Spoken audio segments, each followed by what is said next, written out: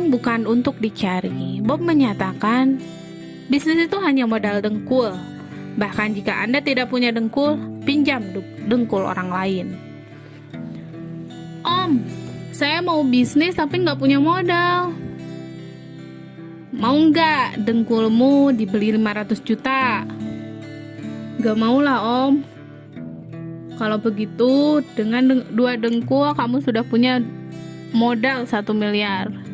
Itulah kelakar Bob Sadino yang kerap ia lontarkan di sela-sela diskusi. Bagaimana mendapatkan modal, bagaimana cara mencari peluang, bagaimana menangkap kesempatan, atau bagaimana menciptakan pasar adalah jenis pertanyaan standar yang telah ribuan kali ditanyakan padanya. Dengan nada setengah malasnya, Bob menyatakan, kalau Anda mau berwira swasta, nggak usahlah tanya sama saya peluang yang spesifik. Kalau ditanya itu, jawaban saya nggak ada. Sebab apa yang saya mulai dulu, belum tentu orang itu bisa berhasil dengan apa yang saya mulai tersebut.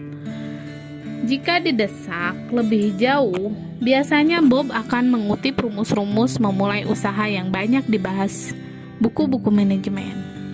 Pertama adalah, jadilah pionir atau yang pertama memelopori usaha tersebut. Bahasa canggihnya, be the first. Kalau tidak bisa jadi yang pertama, ya be the best. Jadilah yang terbaik di antara yang sudah ada. Tapi, kalau jadi yang pertama tidak bisa, jadi yang terbaik tidak bisa, ya berbedalah dibanding yang lainnya. Be different. Itu kata orang-orang pintar. Saya kira rumus itu jalan di mana-mana, ujarnya.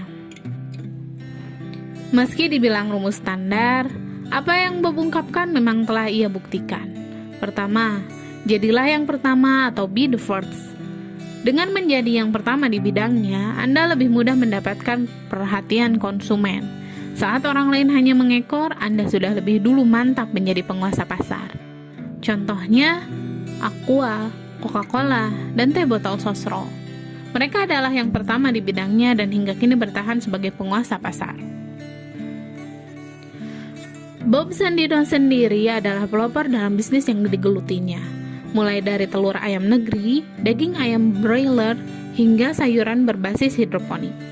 Sampai sekarang, ketiga anak bisnis utamanya, yakni Camp Chicks, Camp Foods, dan Camp Farms, mampu bertengger sebagai pemain besar dengan mengekspor ribuan ton sayuran ke Jepang setiap bulan. Kedua, jadilah yang terbaik atau be the best.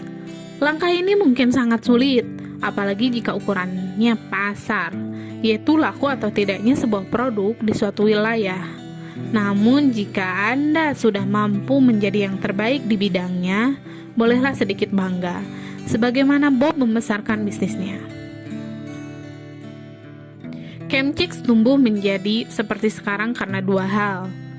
Karena melayani apa yang diminta, dan karena saya menciptakan pasar. Ketiga, jadilah berbeda atau be different. Jangan pernah memilih bisnis yang sama persis dengan pemain yang telah ada. Anda tidak akan memiliki nilai plus apa-apa, sehingga kalah bersaing dengan pebisnis lama. Gunakan konsep yang banyak dilakukan pengusaha, yakni amati, tiru, modifikasi, atau sering disebut dengan ATM. Sah-sah saja meniru, asal ada modifikasi di dalamnya. Unsur ini akan menjadi pembeda dibanding produk serupa. Nah, seluruh produk Camp Chicks jelas berbeda dibanding produk sejenis lainnya. Jangan heran kalau supermarket dan seluruh produk usaha Bob lebih diminati para ekspatriat dan kalangan menengah atas.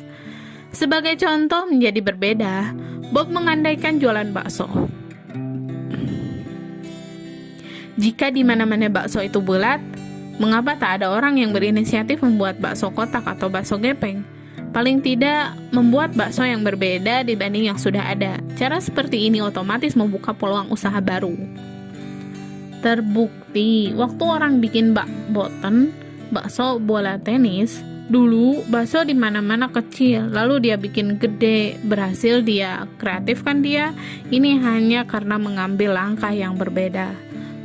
Tutur Bob Sadino. Bob ingin menyampaikan, sekarang perkembangan dunia bisnis sudah sedemikian pesat. Semua digerakkan oleh ide-ide, usaha kreatif dan brilian yang terus muncul, bak susul menyusul, tanpa mau berhenti sejenak. Semua usaha seperti berlomba meraih keberhasilan tertinggi. Tanpa ketangguhan mental, semangat kewirausahaan, serta keberanian mengambil peluang, ide kreatif dan brilian seperti apapun tidak akan mendatangkan hasil. Bahkan ide-ide ini kadang berserakan atau malah tampak dalam bentuk petunjuk-petunjuk kecil yang menunggu dipoles agar menjadi besar. Karena itu, sesungguhnya peluang bukan lagi masalah bagi yang berwirausaha sejati. Berangkat dari argumen tersebut, siapapun mengaku susah cari peluang usaha. Bob menyebut mereka orang goblok. Mengapa ia demikian keras? Wong peluang di badannya sendiri segudang kok, tegas Bob. Menurutnya, peluang benar-benar ada di mana saja seperti tinggal dipanen saja. Bahkan yang paling primitif, yakni peluang yang sudah melekat pada diri setiap orang. Dia menunjukkan betapa dalam tubuh kita sendiri terhampar sekian banyak peluang.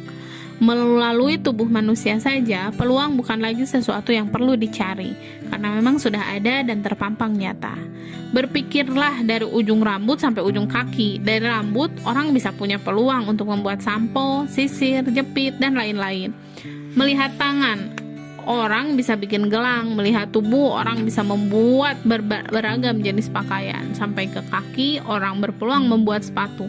Lihat kuku, bisa membuat cat kuku, dan masih banyak lagi. Kalau sudah tahu peluang itu melekat dalam tubuh kita, lalu masih bingung cari peluang, kan itu goblok namanya, terang Bob Sadino. Alasan lain Bob malas menjelaskan peluang secara spesifik adalah terkadang cara yang dilalui seorang pengusaha sukses tidak selalu sukses ditiru orang lain. Bukan tidak mungkin beberapa pengalaman para pengusaha dapat diterapkan ke dalam praktik bisnis. Tapi yang terbaik tetaplah menjalankan usaha sendiri sambil terus belajar dari sejumlah kesalahan yang pernah dilakukan. Karena melalui kesalahan itu, terbentang pula sekian peluang yang mungkin tak terbayangkan sebelumnya.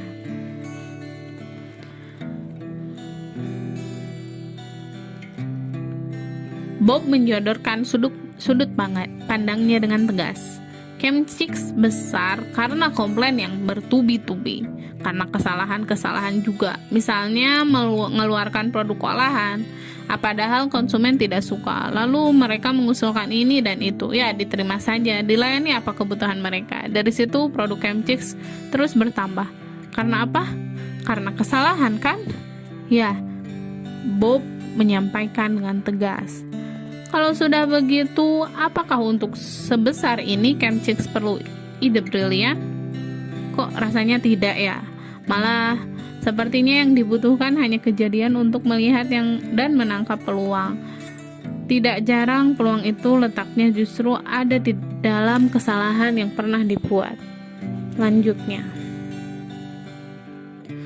soal kemampuan melihat peluang, lagi-lagi Bob menegaskan bahwa modal yang dibutuhkan sebenarnya sudah ada pada setiap orang. Modal tersebut bukan modal material, melainkan modal intangible.